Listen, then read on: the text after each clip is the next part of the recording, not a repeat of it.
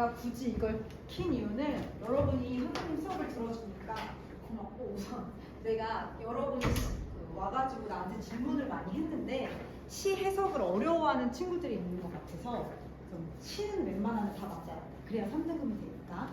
시 할 때 팁을 줘볼게요. 자, 봐봐. 우선 중요한 거는 이런 거 개념 다 필요 없고, 시는 서정 갈래에 들어있어. 그러니까 중요한 거는 서정은 반대로 쓰면은 정서잖아. 시에서 말하고 있는 정서를 찾아야 된단 말이야. 뭐 애상이면 슬픈 감정이고요. 예를 들면은 관조적인 거는 어떤 대상이야, 보고 있는 태도잖아. 그런 걸 우리가 찾아야 돼. 그거를 찾기 위한 포인트들에서 시적 상황에서 수식어랑 서술어를 봐야 돼. 그리고 가끔 어떻게 국어 공부하냐고 물어본 사람이 있는데 솔직히 가슴에 손을 얹고 내가 7등급 이하면 국어 공부 안 한 거야. 내가 국어를 위해서 한 번이라도 어휘책을 돌리거나 그러지 않으면, 그러니까 그랬을 때는 7등급 이상은 나와, 솔직히. 그러니까 수학이랑 영어에 투자한 시간보다 국어에 투자한 시간이 적기 때문에 그 점수가 나오는 거고, 그래서 지금부터 연습을 해야 돼. 시를 해석할 때 그냥 그 시어 자체로만 해석을 하면 그거는 절대론적 관점이야. 자, 기억나지? 그 까짓것에 대해서 그 해석했던 친구 기억나죠? 자, 그거는요 절대론적 관점이어서 그냥 작품 그 자체로 본다고. 근데 시는요 아예 이렇게 나와 있어요. 시를 해석할 때요 절대론적 관점으로만으로도 풀리는 문제 있겠지. 근데 그런 문제는 수능과 모의고사에서 고득점을 할 수 없어. 그리고 그렇게만 문제가 나오지 않아. 그래서 내가 원하는 바는 우선 여러분한테 앞으로 수업을 하면서 내가 어떤 지식을 줄 거냐면 효용론적 관점에서 작가에 대해서 설명을 하기 시작할 거야. 작가에 대해서. 각 나오는 작가들 있잖아.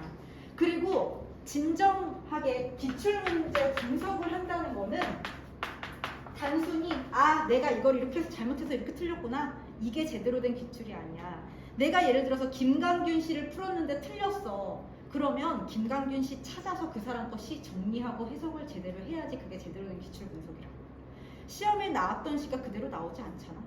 김강균 씨가 뭐가 나왔으면 다음번에는 다른 김강균 씨가 나오는 거잖아. 그러니까 기출 분석도 제대로 하려면 그 사람 시를 최소 5개씩은 연관해서 읽어야지 그 사람 시가 보인다고. 그리고 반영론적 관점으로 얘기를 하면 현실 세계랑 관련성을 해가지고 해석을 하는 거야.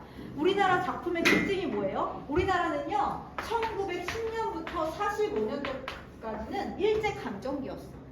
문학작품 읽을 때도, 그러니까 소설이나 수필이나 어떤 걸 읽더라도 1910년에서 45년이 나오면 뭘 생각해야 돼? 일제감정기 얘기 시작하겠구나. 시 자체도 264 시인 나오면 뭐 생각해야 돼? 일제감정기 그 얘기를 생각해야지. 그래서 뭐 빼앗긴 들에도 봄은 오는가 할 때 일제감정기 시대에 써진 시라고 하면은 빼앗긴 들, 우리나라 거고 들은 광복은 뭐겠어? 빼앗긴 들에도 봄이 오는가 할 때 봄은 광복이겠지. 여튼 그런 식으로 하는 거 우리가 연습을 해봐야 돼요. 그리고 효용론이라는 거는요 무슨 뜻이냐면요 우리한테 쓸모있는 지식을 준다는 거야. 그러니까 시인들이 시를 쓸 때 그냥 시를 쓰진 않겠지. 그래서 시를 읽을 때 우리가 앞으로 실력이 늘려면, 문학을 다 맞으려면 이 시를 왜 썼는지를 정리를 해. 본인이 해석을 하고 답지를 보고서 이 시 주제 이거구나. 이게 아니라 이 시는 예를 들어서 나무를 통해서 우리한테 나무와 인간의 대비를 통해서 인간들아 나무를 보고 반성해. 나무의 저런 꼿꼿함을 봐 하는 내용을 주려고 썼구나 하고 그거를 본인이 정리해야 돼. 내가 이렇게 여러분 앞에서 이렇게 떠드는 거는요 내가 여러분 앞에서 강의하려고 준비한 거를 보여주는 시간이야. 강의 듣는다고 점수 오르지 않아. 지금 선생님 선생님 거 강의 몇 번 들렸고요. 뭐 했고요.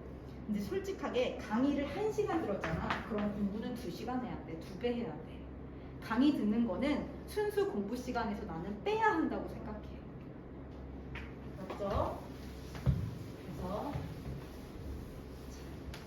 오늘 EBS 2강 할 건데 하기 전에 내가 2시 어려워하는 것만 잠깐만 한번 해석을 해볼게. 어떻게 하면 좋을지를 가르쳐 줘 볼게. 예를 들어서 시험 시죠. 예를 들면 시를 많이 공부한 사람들은 264 보는 순간 어떤 사람인지 딱 알아. 그쵸? 이 사람이 어떤 사람인지 그 표현론적 관점에서 안다고, 작가. 그리고 헌안서련은 어떤 사람이에요? 조선 명조 때 명조 때 허균의 누이야. 근데 이 사람은 이 여자 자체는 똑똑해. 근데 문제는 가정에서 남편으로부터 사랑을 받지 못했어. 그러니까 남편이 여자를 별로 안 좋아했다고. 그러니까 이 사람 시의 전체적인 분위기는 어떤 거야? 아, 사랑받고 싶어. 나는 외로워. 그게 드러나 있다고. 그러면 그걸 바탕으로 이거를 해석해 본다고 해봐. 봄비래, 봄비. 보슬보슬 봄비는 못이라는 곳에 내린대. 아, 우선 이미지 어때? 하강의 이미지야. 비가 늘 나쁘다는 건 아닌데 하강이 우선 긍정적이지보다는 뭔가 부정적이지 않을까? 이런 추측을 하면서 읽어야 돼. 그리고 찬 바람이 장마 속에 스며들, 쟤는 때로 해석하면 되는 거잖아? 늘 때로 해석하면 돼요. 장마 속에 스며들 때 뜬 시름을 못내 이겨 병풍에 비내니. 잠깐만. 여기서 보니까 여기까지 지금 뭐야? 성경. 정치를 얘기하고 있다가 갑자기 본인의 시름이 나왔네? 본인의 감성을 얘기했어. 이 시는 성경 후정이야. 성경 후정으로 쓴다고. 그 다음에 또 뭘 알 수 있냐? 마지막에 내가 서술어 보라 그랬죠. 송이 살구꽃 단에 지네. 진다는 거야. 지는 건 우선 긍정적인 건 아니고 뭔가 가라앉는다는 이미지잖아. 그쵸? 그럼 이 시의 주자를 말하면 어떻게 말해? 규방 여인의, 규방은 그냥 그 여자가 사는 반이야. 규방 여인의 어떻게 보면 한이지. 규방 여인 헌안서련에 남편으로부터 사랑받지 못하는 한을 그린 시야. 어려운 거 없어. 그러니까 시를 해석할 때는 각각의 서술어랑 수식어를 보라고. 됐죠? 내가 이 말을 해주고 싶었어. 시는 웬만하면 진짜 다 맞아야 돼. 할 수 있어. 시는 점수 올릴 수 있어. 그리고 요것도 한번 해볼게. 264 시가 많이 나오니까. 264 하면 내가 아까 뭐 생각해야 된다 그랬죠? 일제감정. 그쵸? 한번 볼게. 자, 지금 눈이 내리고 있어. 내리는 것도 뭔가 하강적 이미지죠. 그리고 매화 향기가 홀로 아득하네. 우선 우리 내남국죽이라 그래가지고 사군자를 우리 조상들은 굉장히 고매한 존재로 좋게 생각했잖아. 그쵸? 우선 매화의 특징을 보면요. 매화는 이 추운 겨울에 꽃을 피는 그런 식물이란 말이야. 그러니까 얼마나 강인한 식물이야. 그러니까 매화 향기가 혼자 아득하대. 그러니까 뭔가 눈은 힘든 상황이야. 눈은 힘들게 만드는 상황인데 매화 향기를 가득하게 하는 거야. 그러면 일제강점기로 생각해봐. 일제 핍박하에 혼자서 아둥바둥하면서 노력하고 있는 걸 생각하면 되는 거잖아. 그치? 내 여기 가난한 노래의 씨를 뿌려라. 어조가 굉장히 뿌려라 하고 명령적으로 어떻게 얘기하고 있어? 의지적으로 얘기하고 있어. 나는 뿌리겠다. 나는 조선 광복 무조건 이루겠다. 이 얘기잖아. 그 다음 다시 청고에 대해. 자, 지금과 청고 시간적에 따라서 다르게 얘기하고 있죠. 청고는요 1천천이야 한자. 한자 1천천이니까 뭐야? 1000년 뒤에. 다시 1000년 뒤에 백마 타고 오는 초인인데 백마 타고 오는 초이니까 뭔가 신성한 존재야. 구원자지. 우리나라를 광복시켜줄 구원자. 백마 타고 오는 초인이 있어. 이 광야는 어디겠어? 우리나라에서. 목 놓아서 부르게 할 거래. 그러니까 해석하니까 어때? 지금 이 일제감정기 시대지만 나는 무조건 조국 광복을 이룰 거야. 이렇게 해석하면 되는 거죠. 그러니까 이거를 내가 여러분 앞에서 딱 공부한 거 보여주는 거는 소용이 없어. 지금부터 해야 될 거는 기출 문제를 쭉 내가 시를 많이 틀리는 사람이다. 시를 뽑아. 그래서 내가 할 수 있는 해석의 방법으로 먼저 해석을 해야 돼. 그리고 답이 틀렸어. 그러면 내가 뭘 오해했는지 나한테 와서라도 설명을 해. 선생님, 저는 이 상황을 이렇게 했는데요. 이거 틀렸어요. 그러면 넌 그렇게 생각하면 안 되지 하고 내가 고쳐줄 수 있단 말이야. 그러니까 모의고사 끝나고 나서 국어는 1교시 해보잖아. 국어는 그리고 제일 효과 좋은 게 시험 끝나고 바로 오답하는 게 성적 제일 많이 올라. 왜냐면 내가 어떤 생각으로 그 답을 찍었는지 그때까지는 기억을 할 거 아니야. 근데 시간이 한참 지나고 오답을 하잖아. 그러면은 다 소용이 없어. 그냥 답지 보고서 아 이거 이렇구나 하고 넘어가 놓고 나중에 또 나만의 생각으로 생각을 한단 말이야. 나는 그거를 고쳤으면 좋겠어. 그래서 오늘 알겠죠? 자 그래서 좀 사설이 길어지고 있었어요. 오늘 거 한번 해볼게요. 오늘 것도 C 먼저 해봐야겠다. 해볼게 한번.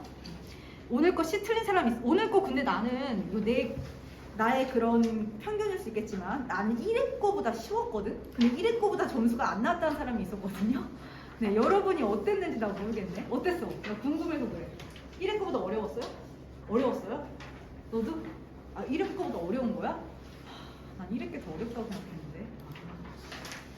그리고 이렇게 손글씨 해설을 받은 사람도 있어요. 받았죠? 손글씨 해설이 과연 도움이 되는지 나 모르겠어. 수학은 도움이 되는 것 같거든, 해설 과정? 그래서 우선 나는 해볼 거야. 그래서 오늘 리투스 모의고사 봤잖아. 그것도 손글씨 해설 만들어서 줄 거야. 근데 필요 없으면 안 받아도 돼. 이 문제는 자기 혼자 푸는 게 제일 중요한 거니까. 자, 그래서 아까 내가 말해준 거를 바탕으로 시를 먼저 해볼게. 시. 자.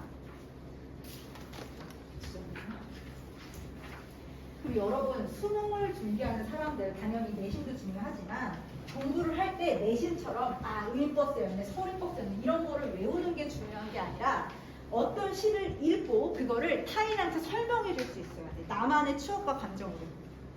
알겠죠? 자, 한번 제목.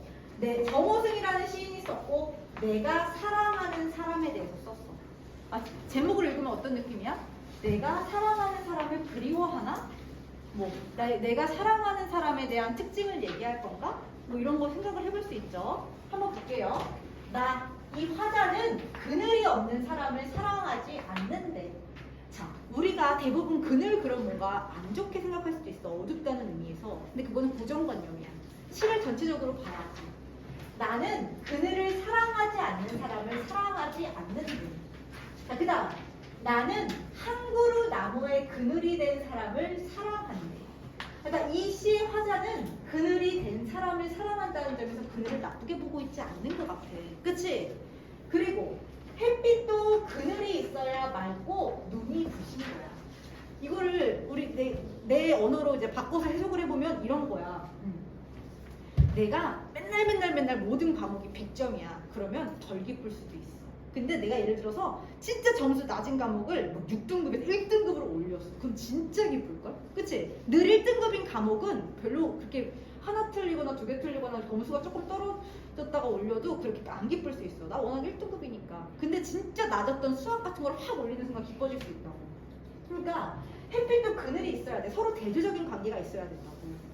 자, 나무 그늘에 앉아 나뭇잎 사이로 반짝이는 햇살을 바라보면 그 세상은 그 얼마나 아름다운가. 자, 시에서 서리법으로 나오는 건 강조하려는 거야. 그리고 서술을 어떻게 해석하면 되냐면 아름다워 하고 강조하는 거야. 이 세상은 나뭇잎 사이로 반짝이는 햇살을 바라보면 세상은 정말 아름다워 하고 얘기해 주는 거야. 그 다음 나는 눈물이 없는 사람을 사랑하지 않는데. 자, 눈물이 아직 긍정일지 부정일지 몰라. 설마 눈물 보자마자 세모치는 거는 조금 성급했어. 나는 눈물을 사랑하지 않는 사람을 사랑하지 않는데. 자, 나는 한 방울 눈물이 된 사람을 사랑한대.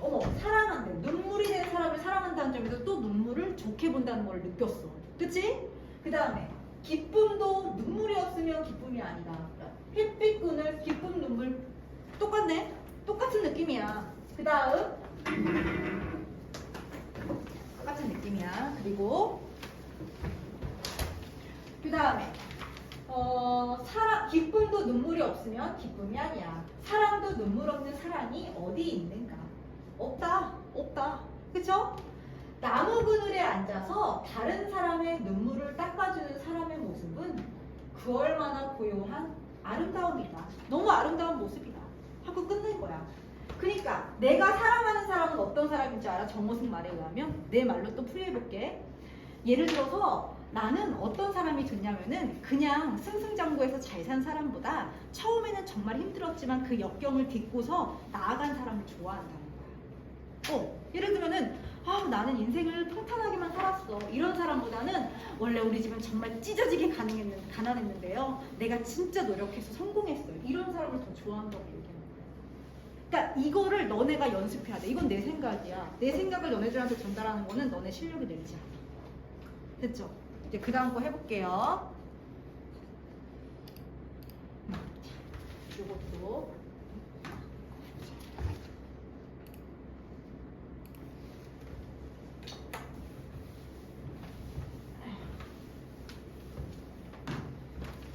컴퓨터 멈췄어.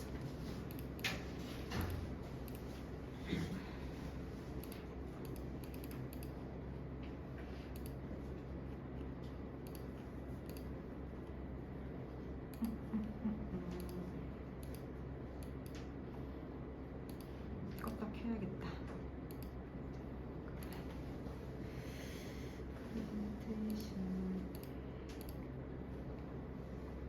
그리고 내가 녹음한 거를 봤거든? 말이 너무 빨라서 깜짝 놀랐어. 랩하는 줄 알았어. 미안해. 내가 처음에 그냥 막 술술하고 갔어. 나도 좀 긴장을 했거든. 그래서 어떤 거가 뭐 어떤 걸 개선했으면 좋겠다 하면은 언제든지 와서 나한테 얘기해 주세요. 자, 해볼게요. 제목, 나희덕이라는 사람이고요. 그 복숭아나무 곁으로 갔대. 그 복숭아나무 곁으로 갔단지, 그 복숭아나무 곁으로 뭐 떠났단지, 그건 모르겠어. 그리고 옛날에는요, 처음에 수능 나왔을 때 이 제목이 맨 처음에 있었어. 근데 어느 순간 슬금슬금 내려오더니 밑으로 가더라고. 이거 나도 여기서 있을 때부터 시대긴 해. 그러니까 중요한 건 뭐냐면은 이 시의 제목이 위에 있을 때는 맞는 게 더 늘었었어. 애들이 더 많이 맞았어. 그 말은 뭐냐면 제목에서 힌트를 얻고 가야 돼. 제목부터 읽어야 돼. 자, 너무도 여러 겹의 마음을 가진 그 복숭아나무 곁으로 나는 왠지 가까이 가고 싶지 않았고, 흰색과 분홍꽃, 수채화 나온 거 알겠어. 흰색과 분홍꽃을 나란히 피우고 서 있는 그 나무는, 색이 뭔가를 잔뜩 어떤 색깔을 갖고 있는 그 나무는 아마 사람이 앉지 못할 그늘을 가졌을 거라고 멀리로 지나쳤을 뿐이야. 관조적으로 봤네. 멀리서 그냥 보기만 했네. 그치? 그 다음, 흰 꽃과 분홍 꽃 사이에 수천의 빛깔이 있다는 것을 나는 그 나무를 멀리서 보고 안 거야. 아직 경험 못했고 멀리서 보고 깨달은 거야. 그치? 그 다음에 피우고 싶은 꽃잎이 너무 많은 그 나무는 그래서 외로웠을 거야. 근데 외로운 줄도 몰랐을 거야. 이거 좀 역설이네. 말 안 되네. 그치? 역설이긴 해. 그 다음, 그 여러 겹의 마음을 읽는데 참 오래 걸렸습니다. 자, 이것도 내 언어로 내가 바꾼 거 해석해 볼게. 우리 학교에 전교 1등이 있는 거야. 근데 전교 1등이 늘 바쁘고 늘 열심히 공부를 해. 근데 처음에는 재수없어. 쟤는 왜 이렇게 맨날 바쁜 척해? 나 너무 싫어. 걔가 너무 싫었어. 그래서 그 친구 여러 겹의 마음을 가진 그 전교 1등 옆으로 나는 가고 싶지 않은 거야. 내 태도는. 그치? 근데 이제 그 친구는 아마 걔는 뭔가 성격도 안 좋고 걔는 별로일 거야 라고 내가 생각을 한 거야. 막 갈 때마다 말을 걸 때마다 나 바빠, 나 공부해야 돼, 막 이런 거야. 그러니까 우리가 나쁘게 생각을 한 거지. 그래서 멀리로 걔를 나 쟤랑 안 친해져 하고 멀어진 거야. 근데 내가 그 친구를 멀리서 보니까 걔도 굉장히 매력 있고 자신의 꿈을 위해서 노력하고 있는 친구인 걸 내가 본 거지. 됐죠? 그리고 그 친구는 예를 들어서 피우고 싶은 꽃이 많아. 예를 들면 나는 좋은 대학도 가고 싶고 좋은 직장도 갖고 싶고 뭐 하고 싶은 꿈이 너무 많은 거야. 걔는. 나는 예를 들면 뭐 의사도 하고 싶고 뭐 외교관도 하고 싶고 뭐도 하고 싶고 그게 많은 거야. 근데 그 친구는 야 솔직히 공부하는 과정이 외롭지 않니? 남이랑 놀면서 어떻게 공부해?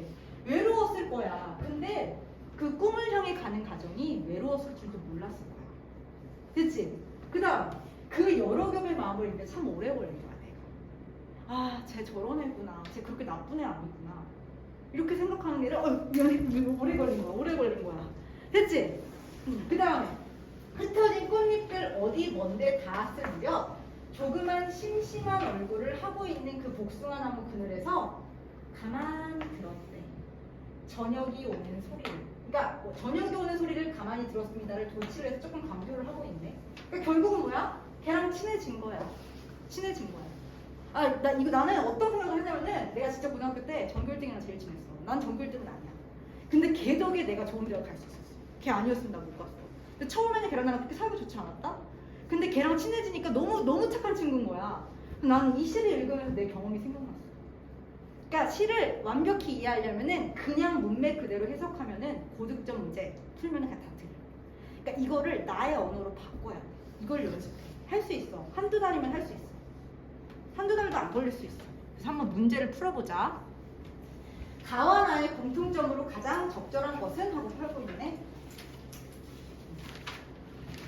자, 다 있어서 뭐 편하네. 자, 우선 자신은 아까 전에 그 제목이 뭐였지? 내가 사랑하는 사람. 나시는 그 복숭아 나무 곁으로 갔다는 거잖아. 정결증이나 친해진 거잖아. 자, 부정 표현을 사용하여 대상에 대한 하자의 태도를 강조하고 있다. 내가 형광펜 다 쳐놨잖아. 사랑하지 않는다. 가까이 가고 싶지 않았습니다. 부정 표현. 여기 좀 헷갈린 거 있어요? 우선 물음의 형식이라는 거는 뭐 소리법 썼다는 거고요. 근데 이거는 왜 틀리다고 썼어? 가와 나에서 봤을 때 우선 주제 의식을 심화했다는 것 좀 봐요. 설마 선생님 여기 둘 다 물음의 표현이 있는데요. 그럼 뒤에 거는 왜 안 읽는데? 주제 의식을 심화했는지 안 했는지도 파악해야지. 지금 여기 보면은 1번이 주제 의식을 심화한 건 아니잖아. 그냥 소리법으로 영탄전 어조로 끝났잖아. 그쵸?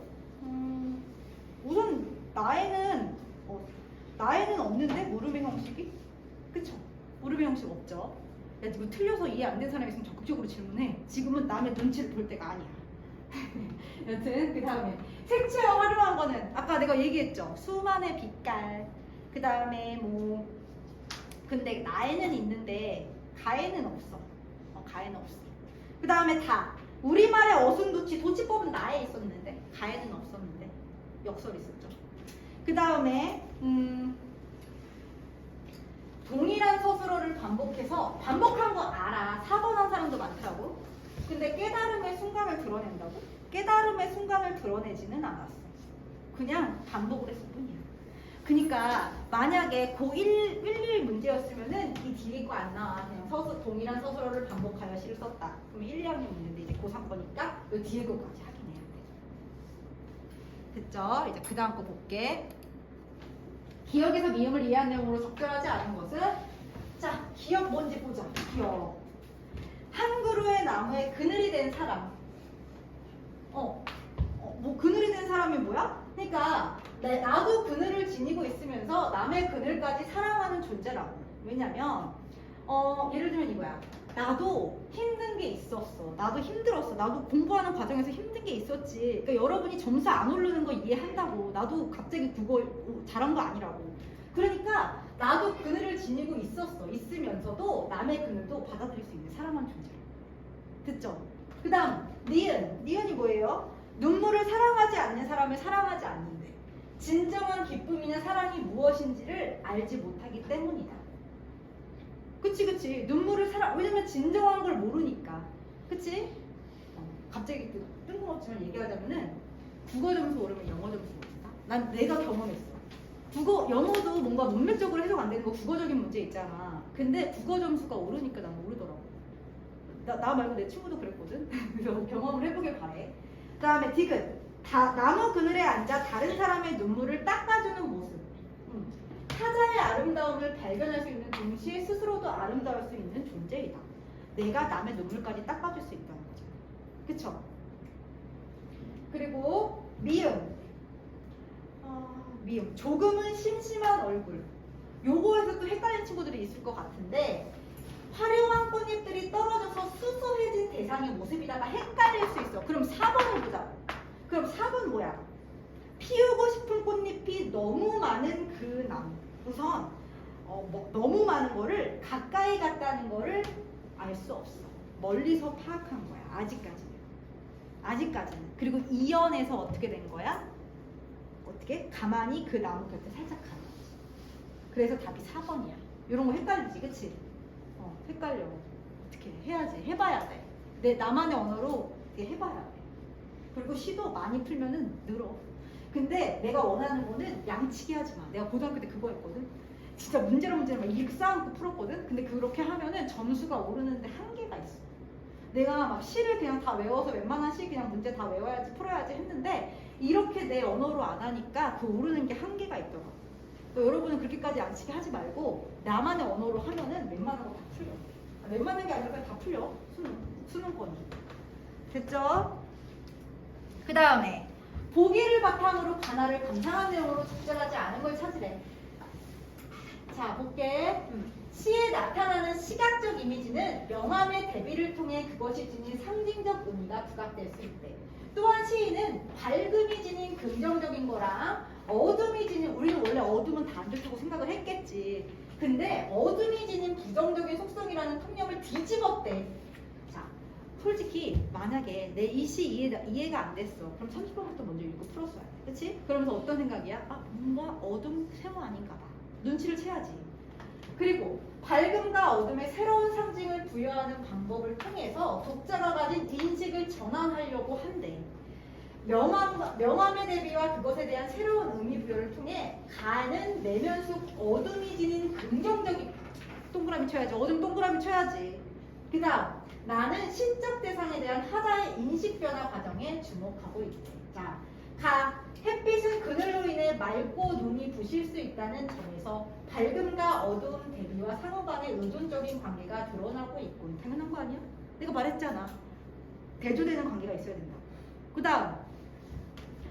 다음에 나무 그늘에서 햇살의 아름다움을 바라볼 수 있다는 점에서 어둠의 긍정적인 속성을 부여하려고 하는 거야. 그러니까 어쨌든 어둠을 좋게 보려고 하는 거야. 보기만 봐도 알 수 있어.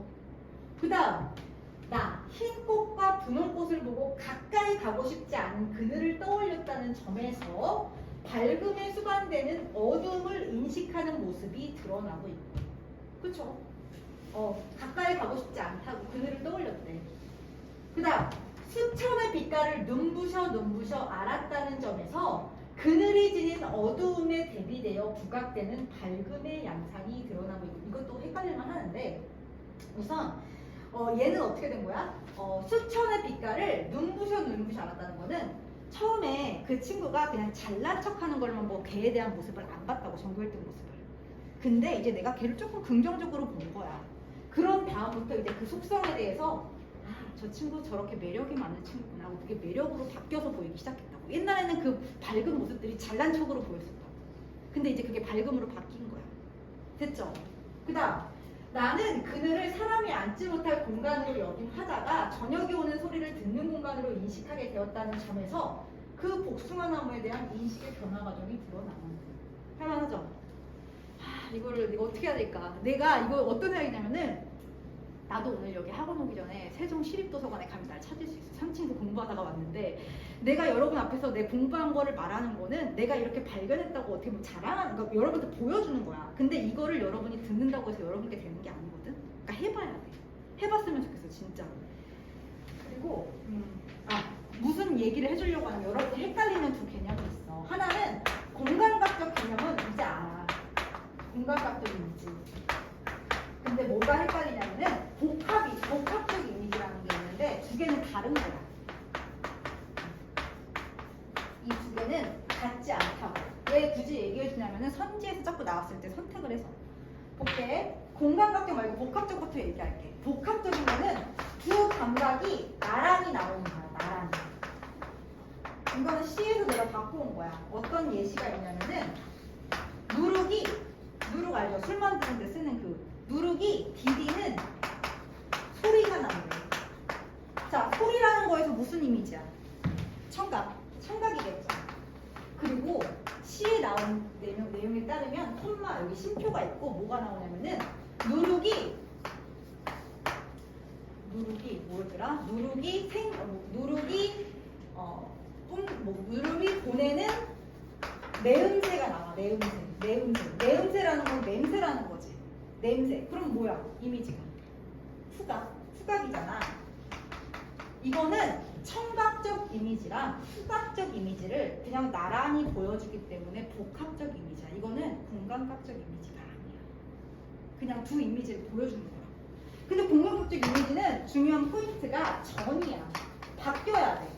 다른 거에서 다른 거죠. 예를 들면 여러분이 아는 공간각적 이미지 말고 좀 심화된 걸로 얘기를 하자면 다른 향기로운 과일이다. 이렇게 썼다고 해봐. 그러면 다른 시각적인데 시각적인 거를 향기로웠다고 해서 후각적인 걸로 바꾼 거야. 그리고 한 문장 문장 안에 있다고. 그러니까 이게 건방부적이야. 바뀌었잖아. 이거는 시각적 이미지의 후각파야. 시각적 후각파. 이런 게 나올 수 있어서 중요하고, 그 다음에 또 여러분이 또 헷갈리는 개념이 하나가 뭐냐면은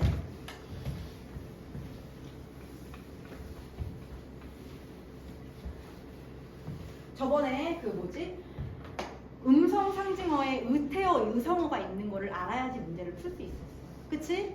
국어도 기본적 배경이 있어야지 그냥 문제 풀면 안 올라. 봐봐. 감정이입에 대해서 얘기를 해줄게. 감정이입은 내가 나의 감정을 어떤 객관적 상담물에다가 간접적으로 넣는 거야. 간접적으로. 예를 들면은 내가 슬프니까 저기 흐르는 강이 슬프대. 저 강이 슬프대. 야, 저 강이 슬픈지 기쁜지 어떻게 알아? 내 감정을 갖다 저기다 넣은 거잖아. 간접적으로. 근데 감정이입은요, 종류가, 그러니까 객관적 상담물에 넣을 때 꼭 감정이 일치할 때만 감정이입이 아니야. 일치하는 것도 되고 대조되는 것도 된다. 예를 들면은 나는 이렇게 외로운데 저 암수 꾀꼬리는 저렇게 정답구나. 나랑 저 암수 꾀꼬리는 지금 감정이 달라. 그래도 내 감정을 저기다 넣은 거야. 야, 암수 꾀꼬리가 정다운지 안 정다운지 내가 어떻게 알아? 그러니까 객관적 상담물에다 내 감정을 넣었다는 점에서 감정이입이야. 그리고 또 하나 더 있어. 환기. 환기는 불러일으킨다는 말이거든. 여러분이 잘 알고 있는 시 중에 아버지가 그 눈을 헤치고 따온 산수유 열매 들어봤잖아. 산수유 열매 나오는 거.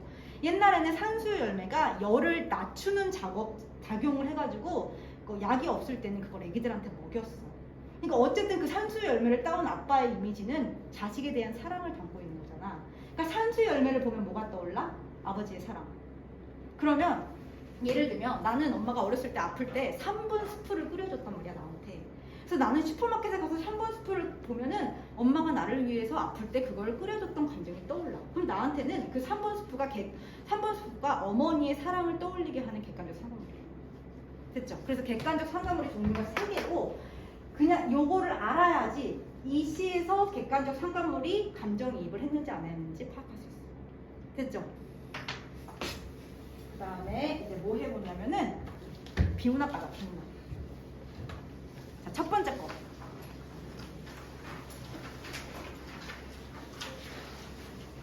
내 생각에 내가 왜 화장실 잡을 거예요? 저 친구 오기 전에 내가 그걸 하려고 했는데 못했어. 시간. 뱅크시 작품 본 사람 없어? 많죠? 뱅크시 유명한데 이 사람이 왜 유명하냐면요, 막 길거리에다가 처음에 그래피티를 했어. 난 이거 떠올리면서 뭐가 생각했냐면 대학교 때 내 친구 중에 한 명이 이 벽화 그리는 거에 빠진 거야. 그래서 걔가 맨날 홍대에 가가지고, 홍대에 가면 터널이 있어. 큰 터널. 걷다가 맨날 그림 그리다가 경찰한테 막 도망가가지고 나한테 잠깐 경찰서 와달라고 전화 오고 막 그랬단 말이야. 그래서 그 친구가 떠올랐어. 그래서 난 이 지문을 읽는 데는 너무너무 재밌는 거야. 그러니까 요거 한번 보여줄게. 뱅크시 작품. 저 친구 화장실 갔으니까.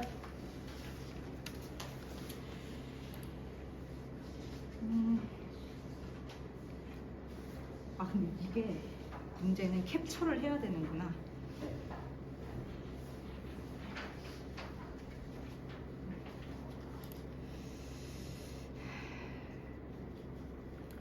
아니, 핸드폰에 뱅크시 치면 되는데. 자, 지금 시간 있으니까 뱅크시 작품을 네이버에 쳐서 봐봐. 이걸 다 보여줄 수가 없어. 핸드폰을 뺏는군요. 핸드폰을 뺏는군요. 잠깐만요. 핸드폰을 뺏는구나. 불쌍하다.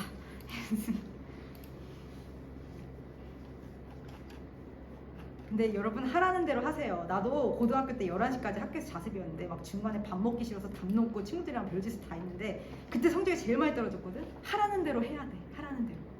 학교에서 그냥 밥 먹어. 학교가 아니라 학원에서 밥 먹고 그냥 하라는 대로 하는 게 제일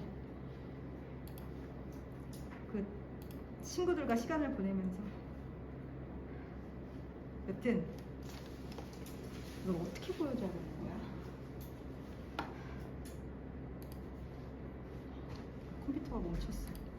이제 친구가 왔으니까 방법이 없네요. 여튼 뱅크시 작품을 나중에 집에 가면서 머리를 식힐 건 찾아봐. 막 어떤 거냐면은 벽화 같은 거에다가 그냥 막 낙서를 해서 막 하트 그려놓고 막 중간에 남자 뭐 경찰관들끼리 서로 안고 있는 동성애에 대한 그림도 있고 그리고 뱅크시는 작품이 중요한 게 아니라 위치가 중요하다고 생각해가지고 바나나를 갖다가 그냥 작품 알지 들어봤지? 바나나를 갖다가 미술관에서 작품을 전시했어. 예를 들면 이게 바나나야. 이게 뭐 미술관에 작품을 이렇게 전시를 했는데 이게 막 10억이야. 근데 어떤 사람이 작품 관찰을 하다가 그러니까 작품을 이렇게 보다가 배가 고파서 이 바나나를 먹었어. 10억짜리. 근데 나중에 그냥 똑같이 바나나 갖다 여기다 걸어놨어. 그러니까 이 작가가 하고 싶은 말은 작품이 중요한 게 아니라 그 작품이 주는 위치와 메시지가 중요한 거야. 됐지? 그래서 한번 해볼게. 자, 그래피티 알죠? 그 막 벽 같은 데다 막 이렇게 페인트 갖다가 하는 거. 그래피티는 어원이 긁어서 색이다라는 뜻의 이탈리아어 그라피토와 그리스어 SG5 이건 피토이며 스프레이로 그려진 낙서 같은 문자나 그림을 뜻하는 거래. 스프레이로 그림을 그리는 거래. 근데 스프레이 캔 아트, 에어로졸 아트라고도 하는데 유럽에서는 거리의 예술로 자리를 잡았대. 예를 들면은 우리나라에서는 지금도 벽에다가 그림을 그리면 경찰이 잡아가. 좀 잡아. 지금은 조금 예전보다는 덜하지만. 근데 외국에서는 이제 안 잡아가. 자기의 자유야. 그래서 벽화 거리도 많고. 우리나라도 근데 벽화 거리 있긴 하는데 막 이런 낙서를 막 그리진 않잖아. 진짜 예쁜 그림 그리잖아. 1960년대 필라델피아에서 개인이 스프레이 페인트로 자신의 본명이나 가명을 거리의 벽에 쓰는 행동이 문화 형상으로 대두돼요. 대두 이런 거는 되게 뭔가 주목받기 시작했다는 거야. 그치? 이를 시그니처 그래피티 라이팅 또는 태깅이라고 했대. 아, 그렇구나. 그렇게 했대. 문자로 구성하는 시그니처 그래피티 라이팅의 중심은 작가 이름, 곧 서명이며 작가들은 서명을 다양하게 연출하는 기법을 통해 자신을 표현한다. 예를 들면 이거야. 한때 나도 막 친구들이랑 나만의 사인을 만들고 싶어서 막 이렇게 난리를 쳤어. 나만의 사인. 근데 이제 이 그래피티 화가들도 뭐 예를 들면 로고가 뭐 이런 거야. 이걸만 보면 나를 떠올릴 수 있게 해주는 거야. 아, 저 사람이 그린 그림이구나. 이렇게 하고 싶었다는 거야. 그런데 기본적으로 그래피티 작가들은 익명성을 전제로 한다. 그 익명성이라는 거 뭐야? 알 수 없다는 거잖아. 그래피티 활동의 대부분이 불법이기에 작가들은 신속하게 작업을 마치고 떠나야 하고 작가들이 거리벽에 자유로이 그래피티 활동을 할 수 있는 것도 익명성을 바탕으로 하기 때문이다. 이거 보니까 그것도 생각나네. 아직도 우리나라에서 문신은 불법이에요. 근데 문신 어떤 패턴만 봐도 어떤 사람이 했다는지 알 수 있대. 내 문신한 친구의 말에 따르면 사람마다 그림체가 있고 그 나타낼 수 있는 그림이 있대. 여튼 그래피티도 비슷하네. 그럼에도 작가들은 자신의 태그를 남겨 자신을 드러내고 자신의 활동을 알리고 싶어 한다. 익명성 중에서도 뭔가 알리고 싶은 거야. 즉, 그래피티 작업은 저작자와 익명성이라는 상반된 개념 간의 흥미로우면서도 독특한 역학관계가 성립되는 것이다. 됐죠? 그 다음에 문자를 기반으로 한 그래피티 양식과 달리 앞에 거는 문자를 기반으로 했대, 전자는. 근데 후기에는 어떻게 달라졌나 봐봐. 달리 나오면 뒤에 집중해야 되잖아. 자, 여러분한테 비문하게 팁을 주자면은 모모와 달리, 모모와는 반면에 또는 뭐 A는 달리 B, 뭐 A와 달리 반면 B는 그 다음에 A보다 B는 이거 다 차이점을 나타내는 말들이라고. 그리고 차이점을 나타내는 말들은 시험에 나와. 비교해야지. 비교해서 문제 내야지. 그래서 후기 그래피티 미술운동은 훨씬 다채롭고 변화된 모습을 보여준대. 그러니까 전반기에는 문자만 이렇게 띡 나타냈다고 치면은 후반기에는 조금 더 예쁘고 다양하게 나타내기 시작했다고. 됐죠? 내가 그림을 잘 그렸으면 좋겠는데 그림 못 그려. 그래서 후기 그래피티 작가들의 상당수는 시그니처 그래피티 작가로 시작했지만 양식이나 기술 재료면에서 폭넓은 혁신을 시도하고 새롭고 기발한 생각들을 많이 표출하면서 여러 유형의 공공미술 작품에 참여했다. 아까 내가 얘기했잖아. 바나나를 갖다 붙여놨다니까. 먹는 걸 갖다가 다양하게 한다니까. 더 이상 그림에서 끝나지 않았어. 즉 마커펜이나 스프레이 페인트로 거리에 이름을 남기는 작업보다 작품의 배경이 되는 도시의 문화 풍경 속에 다양한 예술적 방식으로 들어가는 거지 개입하는 활동에 더 중점을 둔 거네. 그러니까 배경도 중요해졌대. 어디다 그리냐가 중요한 거야. 그 다음 후기 그래피티는 시그니처 그래피티에 비해서 대비가 나왔네. 그럼 시험에 나온다는 거지. 중요하다는 거지. 시그니처 그래피티에 비해서 시각 언어를 구사하는 방식에도 큰 차이가 나는데 문자에만 의존하는 게 아니라 다양한 도상과 추상, 상징을 등장시켰대. 내가 여러분한테 손글씨 주는 거에 대해서 왜 망설였냐면 나 조금 밑줄을 많이 그으면서 읽거든. 근데 사람마다 달라. 그건 본인 방식이어서 이게 과연 본인이 하지 않고 내가 해준 걸 주는 게 의미가 있나 이런 생각이 조금 들어가지고 고민을 하고 있었어. 근데 어쨌든 알아서 꼭 이렇게 밑줄을 많이 그어야 되는 건 아니야. 그 다음 또한 스텐실이나 판화회화 등 다양한 조형 미술 기법을 활용하여 사실적인 사람의 얼굴이나 모습부터 만화 캐릭터에 이르는 다채로운 대형의 구상 미술 작품을 창조한다는 것이 특징이다. 이들도 여기서 가리키는 이들이 누군지 알아야 돼. 스프레이 페인트만 쓴 거는 앞에서 나왔잖아. 전기에만 스프레이만 썼다고. 근데 이들도 스프레이 페인트가 주요 도구이지만 그 외에 물감, 유화 물감도 쓰고 아크릴 물감도 쓰고 분필도 쓰고 목탄도 쓰고 스티커도 쓰고 포스터도 쓰고 모자이크 타일도 쓰고 조명과 프로젝터 등 다양한 재료를 활용한대. 그러니까 한마디로 이 내용을 요약하자면 전반기에는 페인트 갖다 찍찍찍 문자만 그렸는데 후반에는 점점 다양한 재료를 갖다가 막 나타내기 시작했다. 그랬죠? 그 다음에 자, 스텐실이라는 거는 가장 흔하게 볼 수 있는 후기 그래피티 기법이래. 이거는 뭐냐면은 오케이. 여러분 여기서는 잘 볼 수가 없다. 세종은 너무 깨끗한 곳이어서. 서울 길바닥 가다 보면 이렇게 도장처럼 찍힌 그림 같은 거 여러 개 있어요. 찍히는 거 그게 스텐실이거든요. 스텐실은 가장 흔하게 볼 수 있는 후기 그래피티 기법이래. 스텐실 후기 거네. 그 다음 그래피티 라이팅 작업과 마찬가지로 스텐실 작업에 필요한 도구와 재료는 많지가 않대. 기본적으로 비교적 단단한 바탕면과 칼, 스프레이 페인트가 필요하대. 어쨌든 스프레이 페인트는 필요하긴 한데 그냥 단단한 바탕이랑 칼도 필요하대. 그리고 내구성이 좋은 바탕면을 조성하기 위해 스텐실 작가들은 판지나 아세테이트, 금속, 나무, 플라스틱 레미네이트를 사용한대. 그러니까 도장이야, 도장. 큰 도장. 쾅쾅쾅 찍는 거야. 스텐실판은 한 번 만들면 계속 사용할 수 있기에 태그처럼 작가의 정체성을 나타내는 표시를 되풀이해서 남길 수 있다. 지난 20년간 스텐실을 활용한 제작 기법이 굉장히 인기를 누려왔는데 그러니까 찍으면 되니까 이는 작업을 하는 시간이 오래 걸리지 않으며 같은 작품을 빠르게 계속 만들 수 있고 거리 작업에 앞서 작가들이 작업에 대한 체계적인 계획을 세울 수 있기 때문이다. 빠르빨리 이렇게 찍고 가면 되니까. 됐죠? 잠깐만, 가랑 관련된 문제 풀 수 있는 거 뭐가 있나 보자. 호호. 가. 우선 가만 봐봐. 가. 그래피티와 후기 그래피티의 차이점 너무 대놓고 말했지. 전기는 뭐였어? 그 스프레이 페인트만 썼다고. 근데 후기는 조금 다양해졌다니까? 1번 맞잖아. 그리고 2번. 가는 그래피티가 발전하는 양상. 그래. 모를 수 있다고 쳐봐. 근데 어쨌든 그래피티가 사용하는 재료가 바뀐 거지 발전하는 양상까지는 아니야. 그림은 그냥 똑같이 그려왔어. 2번 한 사람도 있을걸? 그 다음에 3번. 가는 그래피티. 야, 이거 3번 진짜 아니다. 어원은 아니지. 어원?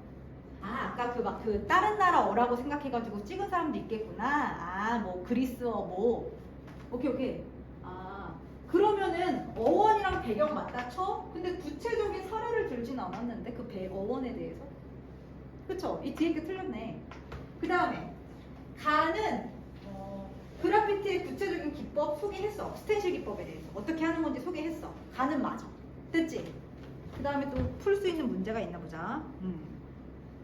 이거는 가나 같이 읽고 풀어. 이거 가 하면서 나오나요? 한번 볼까요? 읽으면서 풀어야 돼. 시간이 없으니까. A가 뭐였어요? A, B, C까지 할 수 있다. A, B까지 할 수 있다. 대두. 어떤 현상이나 세력이나 현상이 나타나는 거 대두. 뭔가 이렇게 탁 주목받게 나타나는 거. 그 다음에 개입하는 거, 끼어드는 거. 2번까지는 그럼 풀어야 되네. 여러분 국어 풀 때 시간 없다는 사람 있죠. 근데 과연 내가 이 문제를 풀면서 나 이 문제 무조건 시간 안에 풀어야 돼라는 그런 뭔가 강인한 마음을 갖고 푸는지 생각을 해봐야 돼. 내가 조금이라도 어떻게 해서라도 시간을 줄일 수 있는지 본인 스스로 고민을 하고 풀어야 돼. 내가 개개인이 아니기 때문에 함부로 얘기해 줄 수는 없는데 본인들이 하면서 느끼는 거 있잖아. 예를 들면 이런 문제 틀리면 안 되잖아.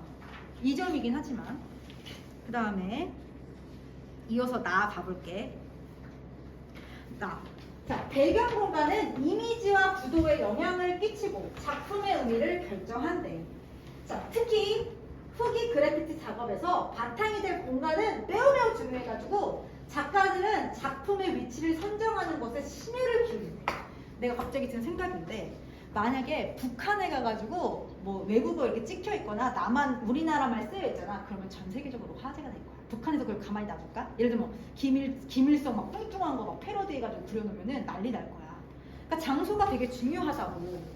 작품이 특정 장소와 조화를 이루는지 작품의 배경이 될 공간의 물리적 환경이 어떠한지를 고려해야 한대. 요르단강 서안지구 주위를 막아선 분리장벽. 분리라는 건 어쨌든 여기 다른 나라를 막아선 거야. 이거 이 네이버에 찾으면 나와. 쳐봐. 뱅크시 분리장벽, 요르단강 분리장벽 치면 나와. 분리한 장벽에다 그린 거. 자, 분리장벽에 그려진 뱅크시의 해와 연작 프로젝트는 작품의 위치가 작품의 위치에 영향을 준 대표적인 예로 이 작업은 이스라엘과 팔레스타인 분쟁을 주로 다룬대. 지금 우크라이나랑 러시아 전쟁하고 있잖아. 그 장소에 가서 그릴만 하지. 꼽자면. 그치? 얼굴 없는 예술가 뱅크시 얼굴 없어. 아무도 몰라. 그래피티 라이팅에 매료돼서 1980년대부터 그래피티 작업을 시작했고 이후 스텐실 작업으로 후기네 스텐실이니까 스텐실 작업으로 전환을 했대. 전환 뭐가 바꿨다는 이미지잖아. 그의 작업은 대체로 기존 체제와 권력에 저항하는 그래피티의 본질적인 주제를 견지하고 갖고 있대. 그런 걸 가지고 있대. 됐지? 그는 중재나 방해를 받지 않고 대중들과 직접적인 의사소통을 추구하고 문화적 상황과 관련된 전언은 어떤 메시지를 전달하고 싶었던 거야. 야, 내가 만약에 그림을 그리는데 집에서만 그런 그리면은 전달이 안 되잖아. 근데 모든 사람이 볼 수 있는 길거리에다가 그리는 게 직접적인 거잖아. 그치? 그다음 뱅크시는 서안지구 분리장벽을 매우 비판적인 시각에서 바라보았고, 그러니까 분리시키면 안 된다고, 함부로 이런 장벽을 만들면 안 된다는 얘기를 하고 싶었던 거야. 이에 대해 대응하는 시각적 반대 운동을 전개할 계획을 세웠대. 그러니까 운동을 쭉 밀고 나갈 계획을 세웠대.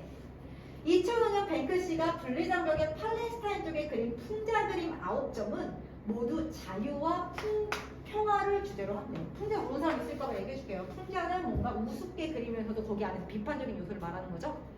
네. 풍자 그린 9점 모두 자유랑 평화를 얘기하고 싶대. 그림은 열대지방 낙원을 재현한 배경을 바탕으로, 이것도 찾으면 나와. 궁금할까봐 찾아봐. 양동이와 삽을 들고 신나게 놀고 있는 모습. 풍선 묶음을 움켜쥔 아이가 벽의 가장 위쪽 부분으로 떠오르는 모습. 그 다음 꼭대기까지 이어지는 기다란 밧줄 사다리의 가장 아래쪽에 무릎을 꿇은 아이의 모습들이 그려져 있다. 이거에 대한 그냥 얘기를 해주자면은 뱅크시 그림이 지금 그린 작가 그림 중에서 왜 유명하냐면 제일 비싼 그림이야. 그래서 이 벽면을 뜯어가지고 보관을 했는데 그게 10억이 넘게 팔렸어. 그러니까 사람들이 뭘 원하는 줄 알아? 우리 집에 와서 우리 그 벽 담벼락에다가 뱅크시가 그림을 그려주기를 기다리고 있어. 근데 뱅크시가 아무나 선정하는 거 아니거든. 그치? 됐죠? 또한 장벽 표면을 거실 배경으로 소파와 커피, 탁자를 그리고 그 너머로 풀숲과 목가적이라는 거는 뭔가 자연의 이제 한가로움, 목가적인 풍경이 내다보이는 창을 그린 그림과 벽 일부분에 점선으로 네모난 모양을 내고 가위를 그려놓아 사람들에게 그 점선을 따라서 그 부분을 오려내어 분리장벽에 구멍을 내자는 전언을 전달하는 그림도 있고. 이 비문학은 쉬운 이유가 뭐냐면 오답하기 네이버 치면 이 그림 다 나와. 그러니까 내가 대조하면 돼. 아, 이 그림을 이렇게 설명한 거구나. 이 그림을 이렇게 네이버 치면 쭉 나와. 됐죠? 2005년 이 대담했던 작업은 다른 지역 화학 작가들의 참여를 이끌며 많은 사람들의 눈길을 끌었대. 자, 계속 장소 나오고 있어. 뱅크시는 장소가 지닌 힘을 고려하여 작품들의 전시 장소를 선정했다. 작가들은 사람들이 많이 다니는 장소에 작품을 만들고 싶어 하고, 뱅크시가 선택한 거대한 회색벽은 그들에게 있어 최상의 컴퍼스였다. 나 같아도 그림 그릴 거면은 홍대나 뭔가 요즘에 사람 많은데 압구정에 사람이 요즘에 압구정에 친구들이 많이 오더라고. 압구정에 가서 그리지 여기 세종에다가 안 그려. 그리고 세종에다가 잘못 그리면 벌금 낼 것 같아. 그치? 이런 거거든. 이런 데도 그린다고. 게다가 정치적 긴장으로 가득한 분리장벽은 그의 주제의식을 드러내기 적합한 작업 공간이었대. 어쨌든 이 분리장벽을 왜 선택했는지에 대해서 지금 부연 설명해주고 있는 거잖아. 그것은 구조물이자 상징물로서 정치적으로 억압받는 상황을 보여주며 그에 어울리는 이야기들을 작품에 구현할 수 있었대. 물리적 경계의 역할을 하는 벽은 갈등과 분쟁의 상징이고 물리적으로 공간을 침해하는 구조물로서 그 장소에 함축된 의미를 반영한대. 뱅크시의 작업은 그 공간적 맥락을 벗어나면 그다지 정치적으로 보이지 않을 수도 있대. 그렇잖아. 그냥 벽에다 그림 그리는 건 아무렇지 않을 수 있잖아. 그치? 근데 지금 전쟁이 빵빵 벌어지는 그 환경 속에서 애기들이 노는 장면을 그렸다고. 지금 여기 막 피바다된 곳에서 애기들이 놀고 있는 장면을 그리면 정치적인 거지. 하지만 분리장벽이라는 억압적인 물이 주민들을 단절시키고 자유와 평화가 상실된 상황이 이어지도록 하기에 뱅크시는 분리장벽이라는 공간에서 자신의 작업을 완성하고 이를 통해 내가 전달하고자 하는 자유, 평화의 이런 메시지를 정확하고 명료하게 전달했대. 그러니까 한마디로 뭐야? 뱅크시 작품이 어떻게 됐는지를 말한 거기 때문에 여러분이 이거 이해 안 되면 네이버에 뱅크시에 대해서 한 30분 넘어 하면은 15분만 투자해서 뱅크시 거 보면은 다 알 수 있어. 뱅크시가 왜 그렇게 유명해졌는지. 지금 제일 비싼 그림을 그리는 화가잖아. 그래서 자, 나에 대한 설명으로 가장 적절한 거. 아까 바꾸다. 이거 너무 일본 아니야? 후기 그래피티에서 작품 선정의 의미를 구체적인 예, 뱅크시 예를 들어서 설명하잖아. 그러면 2번. 자, 통시적이라는 거는요, 시간에 변화한 거예요. 자, 여러분이 가끔 틀리는 게 있는데, 통시적이랑 시에서 비슷한 거는 추구식 구성이라는 게 나오거든? 이것도 시간에 따라서 변하는 걸 나타낸 거야. 264의 시 아까 강의 봤잖아, 처음에 시작할 때. 264의 시도 추구적 구성이야. 처음에는 태초, 그 다음에 청고, 이런 식으로 처음, 이렇게 시간에 따라 변화를 나타내고 있다고. 당연히 추구식 구성의 반대말은 역순행동이지. 시간에 반대되는 거. 됐지? 그러니까 내가 이 글을 읽었어. 이게 시간적으로 이어지는 건 알아. 근데 선지에 이런 단어가 나오는 순간 어떻게 되는 거야? 이게 뭔 소리인지 몰라서 틀리면은 나는 독해를 못하는 게 아니야. 독해 중에서 지금 어휘를 못하는 거야. 어휘가 안 되면은 국어 성적도 올릴 수가 없어. 됐죠? 자, 이거 됐고. 자, 나는 특정 작가의 작품을 토대로 후기 그래피티. 자, 여기까지는 맞겠지, 뱅크시. 근데 후기 그래피티 한계가 어딨어? 한계는 없어. 지금까지 그냥 뱅크시 작품을 어떻게 해서 왜 그렸는지 얘기했을 뿐이야. 뱅크시 작품을 어떤 거에서 못한다는 점은 얘기한 적도 없어. 그 다음에 구체적인 기법 얘기한 거는 스탠시 기법 가에서 다 얘기했죠. 이 정도면 할만하지 않아? 난 그래서 요거 첫 번째 문장 쉬우니까 애들이 요번에 쉽게 생각하지 않았을까 했는데 왜 어려웠을까? 근데 나 너네 마음이 너무 궁금해. 이거 왜 어려웠어? 너 쉬웠어? 너네 쉬웠어? 이거 풀어봤어? 잘 모르겠어. 너 뱅크시, 이럴 수도 있겠다. 뱅크시를 처음 들어봐가지고 그럴 수 있겠어. 나는 뱅크시 나오는 순간, 뱅크시다! 내가 알고 있는 그런 내용들이 있잖아. 그래서 되게 쉽게 느껴졌어. 여튼, 가와 나를 통해 알 수 있는 내용이 아닌 것은, 오케이. 자, 뱅크시는 스탠시 기법으로 전환 후 후기 그래피티 미술운동과 거리를 이어갔다고 했거든요. 이어갔어요. 거리 두지 않았어요. 나는 다른 작가들과 달라, 이게 아니라고. 함께. 우리 다 같이 사회운동을 하자. 우리 사회에 좋은 전원을, 메시지를 전하자. 이게 포인트예요. 나머지 다 얘기해줬죠. 당연히 신속성, 걸리면 끝장이야. 그 다음에 익명성, 그 다음에 공간 중요해. 그 다음에 정치적인 그 분단에 대해서 딱 비판하려고 거기다 그린 거잖아. 보시네. 10시에 가야 되는 사람 나가도 돼요. 그 다음에 자 이거 볼게. 이거 글씨가 작지만 프린트 있으면 봐봐. 내가 큰 소리로 읽어볼게. 이거 그림도 뱅크시가 그린 작품이야. 이스라엘 테러 방지를 구실로 분리장벽을 쌓아 국제사회의 규탄을 받았다. 지금 이 그림이 어떤 거냐면은 비둘기가 방탄조끼를 입고 있어. 그냥 비둘기가 이렇게 방탄조끼를 입었다는 게 뭐야? 여기는 되게 전쟁이 일어나는 장소야. 이걸 나타내는 거잖아. 2004년 국제사법재판소는 장벽에 대해 국제법 위반 판결을 내렸고 유엔도 건설을 중단하라는 결의안을 통과시켰대. 그래서 뱅크시가 갔어 베들레헴에. 그래서 막 그 분리장벽을 없애라는 이런 여러 가지 그림을 남기고 뱅크시가 또 유명한 게 뭐냐면은 웹사이트를 활발하게 해요. 블로그를. 그래서 그 웹사이트에 이렇게 남긴 거야. 벽 자체가 불법인데 이 벽을 훼손하는 반달리즘은 과연 얼마나 불법일 수 있을까? 그러니까 나 뱅크시한테 어디 함부로 그림을 그려 라고 했으니까 뭐래? 이 벽 자체가 잘못된 거야 라고 얘기를 한 거잖아. 자, 적절하지 않은 거 1번부터 봐봐. 야, 1번 선택하자면 어이없어. 뱅크시는 웹사이트를 이용해서 대중에게 자신의 의견을 대놓고 나와 있어요. 뱅크시는 자신의 그래피티 행위가 불법인 걸 알아. 그러니까 내가 한 거 불법인 거 아는데 너도 불법이야 라고 얘기한 거잖아. 요 문단이. 그치? 그래서 이 행위를 통해 벽 자체에 대한 비판 의식을 강조하고 있어. 그 다음 평화의 상징인 비둘기의 신장을 관역으로 그렸어. 그러니까 방탄조끼를 입고 있는데 그 조끼 안에 그 관역이 그려져 있어.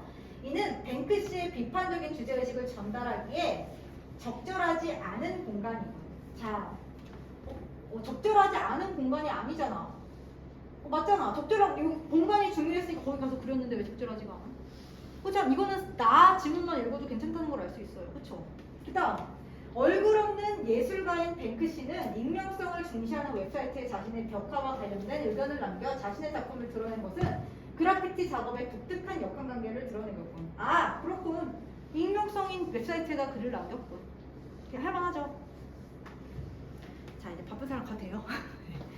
그래서 여러분한테 그리고 무슨 얘기를 하고 싶냐면은 나도 오늘 아침에 이렇게 가서 신문을 읽고 있잖아. 뭐가 나올 것 같는지 생각을 하면서 읽는단 말이야. 뭐가 나올 것 같냐면은 요즘에 전기차가 새로 나왔대. 근데 현대차가 요번에 매출 흑자를 달성했대.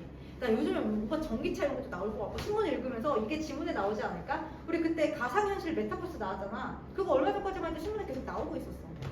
그것도 이제 나올 것 같고 예를 들면 테슬라보다 우리 EV6가 2천만 원 싼데 속도는 500까지 뭐 따라잡았다고 그런 내용이 나와서 뭐 기술적인 것도 나올 수 있을 것 같고. 그럼 또 우리 신문을 보니까 이렇게 이제 지구의 이제 계급도가 나뉘잖아. 그러면은 나중에 한 멀지 않아 30-40년 너네들 그래봤자 어쨌든 중년 아니야? 그때 되면은 우리는 전 세계에서 제일 영향력 있는 사람이 플랫폼을 가진 사람이 될 것 같아. 자기만의 플랫폼 뭔가 이제 유지할 수 있는 사람. 예를 들면 뭐 유튜버 갖고 있는 사람도 있을 수 있고. 그리고 여러분 공부 잘한다고 잘 사는 거 아니에요. 내 친구 중에 한 명은 대학도 안 갔거든. 근데 걔는 앱 개발자야. 한 달에 1,500만 원 번대. 컴퓨터 핸드폰 앱 개발자. 걔는 근데 어쨌든 걔만의 기술이 있는 거잖아. 그리고 두 번째로 내가 유명해질 것 같은 거는 유명해질 것 같은 거기 써 있는 거는 유튜버. 그리고 뭔가 이렇게 자기만의 사업을 하는 그런 기계 하는 사람들. 그다음에 세 번째로 하는 사람, 두 번째 그 사람들도 있었다. 연예인, 뭐 인플루언서들. 그다음 세 번째는 정치가 기업가 뭐 이런 거 있었고 네 번째들은 다 끝이야. 이제 나도 끝이야. 이제 이런 것도 재밌게 비문학으로 나올 수 있을 것 같아. 그래서 머리 아플 때 그냥 신문을 한번 찔찔찔 넘겨봐요. 자, 요거 짜증났죠? 나도 이제 문과여서 이런 질문 나오면은 이제 화가 나지만 이제 어떤 걸 해야 되냐면 여러분 다행인 거는 기출을 분석을 딱 하잖아. 그러면은 초전도체가 한 번만 나오는 게 아니야. 진짜 많이 나왔다. 그 말은 초전도체 현상은 어떻게 공대에서는 기본적인 개념이래. 그리고 초전도체 현상을 초전도체 현상이랑 관련된 발명을 한 사람들이 역대 다 노벨상 받았어. 그래서 아직까지 초전도 현상이 그 온도가 마이너스 30인가? 그 정도는 돼야지 무조건 초전도로 변하거든? 이거를 뭐 예를 들어서 상관없이 더운 여름에도 막 될 수 있는 걸 발견하면은 노벨상 받는다는 말이 있더라고. 그래서 한번 그걸 바탕으로 해볼게. 한번 문제를 먼저 봐보자. 첫째. 윗글의 내용과 일치하지 않는 거 찾아요. 일치하지 않는 거. 그러니까 비문학에서 공학적인 지문이 이런 게 짜증나긴 하는데 또 이과 애들이 이런 걸 잘하는 게 그냥 일치 불일치를 찾으면 되는 거야. 그치? 그 다음에 기억에서 디귿에 대한 설명으로 가장 적절한 거. 그 다음에 쿠퍼상. 그 다음에 요거 렌츠의 법칙. 그리고 내가 봤을 때 요런 공학 지문에서는 어떤 게 나오냐면은 여러분이 알아야 될 거가 있어. 뭐냐면은 비례 관계. 반비례 관계 내용이 나오면은 무조건 나와. 비례는 뭐야? 예를 들어서 온도가 높아지면은 그게 팽창한데 그럼 비례잖아. 똑같은 거잖아. 근데 온도가 높아지면은 수축한데 그럼 반비례잖아. 그런 게 문제에 나온다. 그러니까 가끔 이런 거 이해 안 돼서 수학 선생님 찾아가는 친구들 있어요. 막 과학 선생님. 근데 이제 과학 선생님이 설명은 해줄 수 있겠지만은 그 배경 지식을 이해하는 것도 중요하지만 본인이 혼자 문제를 풀 수 있는 환경을 만들어야 돼. 오늘 이걸 내가 보여주는데 이거는 난 이렇게 했음을 여러분한테 보여주는 거야. 그러니까 여러분이 비문학을 풀 때 앞으로 어떻게 할지 생각해봐. 알겠죠? 내가 그때 저번에 75분 걸쳐서 여러분 문제 푸는 거 봤잖아요. 근데 각각 내가 특징을 한 명씩 적었는데 되게 눈에 띄는 특징을 가졌던 게 이 친구 비문학 옆에다가 이렇게 필기를 하더라. 그치? 앞에 있던 지문 내용을 요약해서. 근데 어쨌든 점수가 잘 나오잖아. 그러니까 너의 방법인 거야. 그치? 그리고 또 눈에 띄는 방법을 갖고 있는 친구가 문제에서 말하는 그 중요한 단어들의 동글동글동그라미를 많이 쳐놨더라고. 그쵸? 누구였지? 그리고 저 친구는 단락을 나눠서 풀더라. 그치? 다 1, 2, 3, 4, 5 동그라미 미리 쳐놓고 단락 나누고. 근데 점수 잘 나오잖아. 그러니까 가끔 이게 비문학이나 이런 거 문학 안 되면 친구한테 물어봐. 점수 잘 나온 애들한테. 본인만의 방법이 있어. 그러니까 나도 나만의 방법은 뭐 안타 하면 X표 치고 비례 반비례 하면 하살표를 표시하고 그건 나 어쨌든 작은 팁이긴 한데 그게 내 방법이거든. 그러니까 지금부터 연습을 할 때 남이 하는 거 그냥 보는 게 중요한 거 아니야. 동영상이 중요한 게 아니라 본인이 풀어야 돼. 알았죠? 한번 해볼게요. 우리는 이제 시험이 아니고 시간이 있으니까 문제를 한번 볼게. 요것만 하고 끝낼게. 힘들잖아. 요것만 하고 끝내자. 양전기로 대전된 핵자와 전자 사이에 우선 내가 과학을 그렇게 잘하진 않았지만 핵자는 뭔지 전자가 뭔지는 알아. 마이너스. 과학 시간 때 들었어. 마이너스. 그다음에 뭐 원자는 플러스 뭐 이런 거 들었던 기억이 나. 그리고 전기적인 인력이라 뭔지도 알아. 인력이 뭔가 이렇게 서로 잡아당기는 거야. 청력이 그 반대인 건 알아. 근데 만약에 이걸 모른다. 그럼 어떻게 빨리 정리를 해야지. 그다음에 도선 주변의 자기장 영역의 크기가 변하면은 도선 내부에 유도 전기가 발생하는지 한번 확인해 보자. 크기가 변하면은 유도 전기가 발생하는지 한번 보자. 그다음 3번. 초전도성을 띤 물질에서는 유도 전기가 발생하지 않아서 렌츠의 법칙이 성립하지 않은지 보자. 초전도성을 띤 물질에는 유도 전기가 발생하지 않아서 그러니까 렌츠의 법칙 X 이제 한번 보자. 그다음에 동위 원소의 중성자 개수가 중성자면은 양성도 아니고 뭐 음성도 아니라는 건 알아. 중성자의 개수가 많아질수록 해당 원소로 이루어진 시료의 평균 질량 수는 증가하는지. 중성자가 많아지면은 무거워지나? 뭐 이런 걸 생각해 볼 것 같아. 그다음 어떤 물질에 자기장을 걸어 주었을 때 자기장이 비껴서 나가면 해당 물질은 초전도체일 가능성이 있대. 그러니까 중요한 건 뭐야? 뭔가 초전도체는 이렇게 뭔가 이렇게 바로 이렇게 직접적인 게 아니라 뭔가 이렇게 딱 비껴 나가는구나. 이런 걸 우리가 알 수 있어. 문제를 봤을 때. 그 다음에 이거 머리 아파. 한번 본문으로 가자. 나도 문학지문 할 때는 룰루랄란데 이런 거 할 때는 이제 정신을 바짝 차리고 너무 준비를 해야 돼서 나도 이런 거 싫어. 근데 정말 그래도 해야지. 해볼게. 자, 초전도 현상이란 금속의 온도를 극저온, 완전 저온으로 낮췄을 때 전기 저항이 0이 되는 현상을 말한대. 내가 뭐 보니까 마이너스 298도인가? 그러던데? 마이너스. 초전도체에서는 전기 저항이 없대. 저항 없대. 전류가 흐를 때 전력 손실이 발생하지 않는데. 저항도 없고 손실도 발생하지 않는데. 그러면 무슨 생각이 드냐면 여기다 자기 부상 열차를 떠올려 봤었잖아. 예를 들면 이거야. 너네들 마찰이 없으면은 그 과학 시간에 배웠잖아. 그냥 물체가 쭉 나아갈 수 있다고. 근데 우리가 마찰이 있으니까 가다가 멈추는 거잖아. 그러니까 극저온에서는 저항이 없으니까 전력 손실이 발생하지 않는다는 거는 그냥 쭉 갈 수 있다고. 그러니까 엄청 추우면은 막아 설 게 없대. 자, 그리고 상식적으로 만약에 내가 스케이트를 물에서 타는 거랑 얼음 빙판에서 타는 거랑 생각했을 때 물에서 타면 더 힘들지 않을까? 빙판은 훨씬 쉽고. 따라서 초전도체로 고리를 만들어서 그 안에 전류를 흐르게 하면 이 전류는 외부에서 전압을 유지해주지 않아도 계속해서 흐른대. 그러니까 대박이야. 전기를 주지 않아도 그냥 초전도체로 고리를 만들어서 그 안에 흐르게 하면은 그냥 계속 흐른대. 그러니까 전기가 계속 유지된대. 좋지? 그 다음에 그러나 초전도체에 흐를 수 있는 전류의 양에는 한계가 있대. 단점이 있네요. 한계가 있대요. 단위 면적당 흐르는 전류량을 나타내는 이게 전류 밀도가 뭔지 앞에 설명해줬네. 단위 면적당 흐르는 전류량을 나타내는 전류 밀도가 어느 값을 넘어서면 초전도 현상은 사라진다. 그러니까 예를 들면은 여기가 이제 초전도 현상 아니야. 여기 예를 들어서 10을 줬는데 계속 유지를 하면은 더 줘가지고 유지시키고 싶잖아. 근데 예를 들면은 뭐 100이 되는 순간 이거는 그냥 다 사라져버리는 거지. 지금 그걸 설명한 거예요. 이때 그리고 이거 너네 여기서 노벨상 받으려면은 이거 해야 된대. 그래서 요즘 서울대 공대생들이 이거 열심히 하고 있대. 내가 만약에 이과였으면 욕심을 냈을 거야. 이때 초전도 상태와 정상 상태를 가르는 전류 밀도의 값을 임계 전류 밀도라고 한다. 내가 저번 시간에 이거 할 때 말해줬거든요. 임계가 경계라고 얘기해줬어. 저번 시간 걸 제대로 리뷰한 사람은 기억이 나겠지. 그러니까 중요한 게 뭐야? 이때 초전도형 상태를 정상 상태로 가르는 전류 밀도의 값을 임계 전류 밀도. 예를 들어서 이거야. 100 넘으면은 없어진다는 거는 딱 100인 거야. 딱 100. 100까지는 괜찮대. 100까지는 유지한대. 전류 밀도뿐 아니라 온도와 자기장에도 경계값이 있대. 임계값이 경계값이잖아. 온도랑 자기장에도 딱 한계가 있대. 그쵸?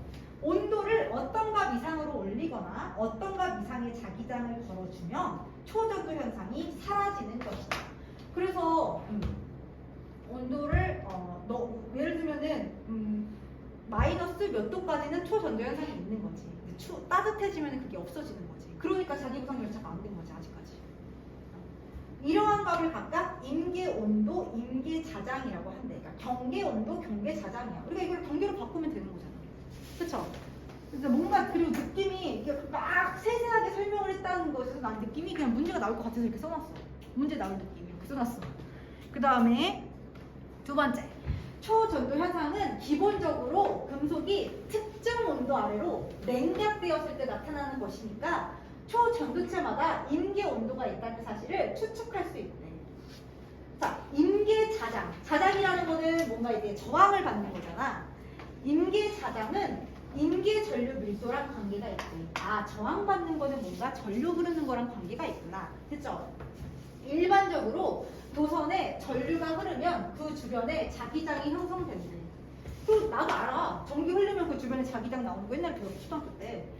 초전도체에 흐를 수 있는 전류량이 제한되어 있다면 초전도체 주위에 생기는 자기장에도 한계가 있을 것이다. 당연한 거 아니야? 몇 도까지만 된다는 거에서 자기장은 전류를 받아야지만 생기니까 여기에도 한계가 있을 거라고 주변에. 이 값이 임계 자장이에요. 자, 이제 비례방비례 나오는 순간 어떻게 해야 돼? 이거 시험 나와. 100% 시험 나와. 이게 관계 나오면. 봐봐. 일반적으로 초전도체의 임계 온도가 낮을수록 임계 전류가 커지고 따라서 임계 자장이 커진대. 아까 내가 그랬잖아. 초전도체는 마이너스 298도인가? 그때 생긴다니까? 그러니까 한편으로는 뭐야? 온도가 낮아야지 밀도랑 자장이 커지는 거지. 추울수록 잘 된다니까? 그리고 임계 온도가 높을수록 더 많은 전류가 흐를 수 있대. 그쵸? 경계 온도가 높을수록 많은 전류를 흐를 수 있대. 왜냐면 너네들 콘센트 꼈다가 한참 사용하다 빼면은 뜨겁잖아. 그쵸? 그러니까 뭐야? 예를 들어서 이거를 뭐 100도까지는 괜찮아요. 그러면 더 많은 전류가 흐를 수 있는 거죠. 전류가 들어갈수록 뜨거워지니까. 초전도체의 중요한 성질 중에 하나는 외부 자기장에 대한 초전도체의 반응이래. 반응이 중요하대. 초전도체에 외부 자기장을 걸어주면 이 자기장은 초전도체를 비껴나간다. 아까 본문에서 읽었어. 비껴나간대. 됐죠. 즉 자기장이 초전도체 내부로 침입하지 못한대. 그래서 이거 옛날에 사람들이 그 막 뻥치는 사람들 있잖아. 막 공중부양 시킨다는 사람들이 초전도체를 이용해서 막 그 마술사들이 마술을 하기도 해. 초전도체는 뭔가 물건을 떠 있게 만들거든. 외부 자기장이 초전도체를 파고드는 깊이, 즉 침투 깊이가 매우 작으며 이러한 현상을 마이너스 효과라고 부른대. 그러니까 외부 자기장이 초전도체를 파고들 수 있는 게 너무 작아서 마이너스 효과예요. 따라서 마이너스 효과는 어떤 물질이 초전도체인지 여부를 판별하는 중요한 기준이 된대. 그러니까 예를 들면 초전도체라는 물질이 있는데 거기로 뭐래? 자기장이 침투를 거의 못한대. 그러니까 침투를 다 하면은 그건 초전도체가 아닌 거지. 나 지금 과학 시간이 된 것 같아. 뭐 어떻게 해 이거 해야지. 그치? 그 다음에 금속에 걸린 외부 자기장이 시간에 따라서 변하면 금속 안에서는 이 변화를 상쇄, 낮추기, 상쇄는 낮추는 거야. 상쇄시키기 위해서 전류가 유도된대. 그러니까 시간에 따라서 변하면 그거를 낮추기 위해서 전류가 유도되고 그 전류가 흐르면 주변에 자기장이 형성되는 것과 반대로 도선 주변에 자기장이 변하는 경우에도 전류가 유도된대요. 그러니까 어제도 중요한 거는 전류가 유도되는데 언제 유도되냐면은 이 변화를 낮추기 위해서도 전류가 유도되고 또 전류가 흐르면 주변에 자기장이 형성되는 거랑 반대로 자기장이 변하는 경우에도 전류가 그러니까 유도된대. 둘 다 어쨌든 변하면 유도된대. 근데 여기서 또 이제 힘들죠? 표정이 달라지고 있어. 그다음 금속에 전류가 유도되면 유도 전류에 의해서 자기장이 새로 형성되는데 이 자기장은 외부 자기장의 변화를 억제하는 방식으로 억제는 그러니까 변화 못하게 한다는 거잖아. 그러니까 뭐 이거 이해 안 돼도 이런 단어들이나 얻어간다 이 생각으로 편하게 들어요. 이것은 자연에 존재하는 물리적의 안정성과 관련되어 있다. 만약에 유도 전류가 외부 자기장의 변화를 더 세게 하는 방식으로 생긴다면 외부에서의 약간의 변화에도 물리적 개는 시간에 따라 큰 변화를 겪게 될 것이다. 이처럼 금속의 자기장을 변화시켜 주었을 때 금속에서의 자기장을 변화시켜 주었을 때 그 금속 안에서 이 자기장의 변화를 어쨌든 중요한 건 변화를 못하게 하고 싶다고 억제하는 방식으로 전류가 형성되는 현상을 렌츠의 법칙이래. 그러니까 중요한 거는 렌츠의 법칙은 변화를 싫어해. 그래서 변화를 억제하는 방식으로 전류가 형성된다는 거. 렌츠의 법칙에 따르면 자기장이 지나가는 방향이 수직인 영역의 넓이와 자기장의 세기를 곱한 값, 즉 자기 선속의 변화에 따라 전류가 유도된대. 나는 뭐 계산 문제도 나오나 했는데 안 나왔다고. 여튼 자기 선속의 변화에 따라서 자기장이 변하지 않고 자기장이 뚫고 지나가는 수직 방향의 넓이만 변해도 유도 전류가 생기는 것이다. 그러니까 중요한 거는 얘가 안 변해도 넓이만 변해도 유도 전류 생긴대. 그 다음에 렌츠의 법칙과 마이스너 효과 사이에는 근본적인 차이가 있대. 이제 렌츠랑 마이스너 차이를 말하기 시작할 거야. 초전도체에서 외부 자기장의 변화가 없어도 내가 아까 향세는 낮추는 거라고 했죠. 외부 자기장 자체를 낮추면 전류가 유도된대. 없애는 거지. 상쇄는 뭐 낮추고 없애고. 즉 외부 자기장 자체를 초전도체가 밀어낸대. 이렇듯 외부 자기장에 대해서 반대의 자성을 띠는 물질을 반자성체라고 하는데 초전도체는 완전한 자성체로서 외부 자기장을 모두 몰아내서 그 안에 자장이 생기지 않게 하는데 어떡하냐 해야지. 진짜 초전도 현상이 일어나는 그 경계 온도는 해당 시료의 동위 원소 질량이랑 관계 있다. 아까 질량이랑 관계 없다는 거 지문에 있었거든. 질량이랑 관련이 있대. 동위 원소라는 거는 양성자의 개수가 같아서 원자 번호는 똑같지만 중성자 나왔다. 중성자 개수가 달라서 질량수가 다른 원소를 일컫는데. 그러니까 플러스 양성자는 같은데 이 중간에 아무 성질 없는 중성자 개수가 다르대.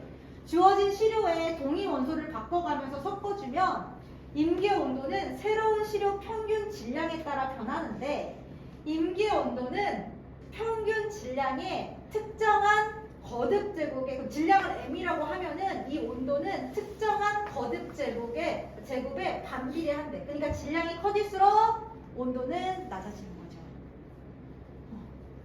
즉 가벼운 원자로 이루어진 초전도체일수록 더 높은 온도에서도 초전도 현상이 나타난대. 그러니까 여기서 이거 하고 싶은 말은 뭐냐면 동위 원소 질량이 낮아진다. 그러니까 자기 부상 열차를 초전도체를 이용해서 만들 수 없는 거는 자기 부상 열차는 너무 뚱뚱하고 커고 무거워. 됐죠? 그 다음에 동위 원소의 질량이 다른 거는 중성자 개수 때문. 대놓고 나왔어. 중성자 개수 때문이래. 그러니까 여러분 지금 이해 안 돼도 집에 가서 천천히 한번 이 비문학을 한 번만 이해하려고 노력해봐. 중성자 개수 때문이므로 초전도체의 임계 온도가 중성자의 개수와 깊은 연관이 있다는 사실을 알 수 있대. 이거 아까 질문에 있었어. 중성자랑 개수랑 관련이 있다. 그 다음 중성자는 양성자와 함께 핵자를 이뤄. 내가 아까 핵자가 뭔지 여기다 써놨어. 오늘 핵자가 뭔지만 알고 가도 좀 그래도 얻은 거야. 핵자 뭐야? 핵자. 원자핵을 구성하는 양성자랑 중성자래. 그러니까 나도 이거 과학은 잘 못했는데 이렇게 여기 이게 원이 있다고 쳐봐. 그럼 여기 이거를 핵자라고 하는데 마이너스는 없나 봐. 마이너스는 안 들어간대 핵자는. 그럼 이거랑 중성자래. 여튼 중성자는 양성자와 함께 핵자를 이루며 이 핵자들은 시료 속에서 격자 구조로 배치되어 있대. 그리고 초전도 현상 역시 금속의 전자들이 전하량을 운반하는 것과 관련된 현상이므로 초전도 현상이 본질적으로 전자와 핵자들을 이루는 상호작용 때문에 생긴다. 아 근데 핵자에 아까 내가 마이너스 없다고 그래가지고 따로 얘기해줬네. 전자는 따로 있네. 그치? 전자와 핵자들을 이루는 상호작용 때문에 생긴다는 것을 이끌어낼 수 있다고. 유추는 뭔가 이끌어내는 거예요. 유추 많이 나오죠? 금속은 금속 원자들의 거대한 격자 구조를 이루며 결합해 있는 것으로 이해할 수 있지. 금속 원자핵의 격자 사이에는 원자핵에 붙잡힌 전자나 원자핵 사이를 옮겨 다니는 자유전자가 있대. 보통의 전자들은 정기적인 반발력 때문에 둘이 가까이 붙어 다니기가 어려워. 나 그때 배웠어. 과학 시간에 플러스랑 마이너스는 딱 인력이 작용하고 플러스끼리는 밀어내잖아. 그치? 이제 그 개념을 설명해 준 거야. 그런데 전자들이 금속 안의 격자들과 상호작용을 통해서 정기적인 반발력을 이기며 하나의 쌍을 이루어 전자를 운반할 수 있는데 이 전자쌍을 쿠퍼쌍이라고 부른대요. 그러니까 쿠퍼쌍이 뭐냐면은 뭔가 정기적인 반발력을 이뤄가지고 전자를 운반해 주는 거야. 그러니까 도와주는 거지 전자들을. 시료 속에서 격자를 이루는 원자핵들은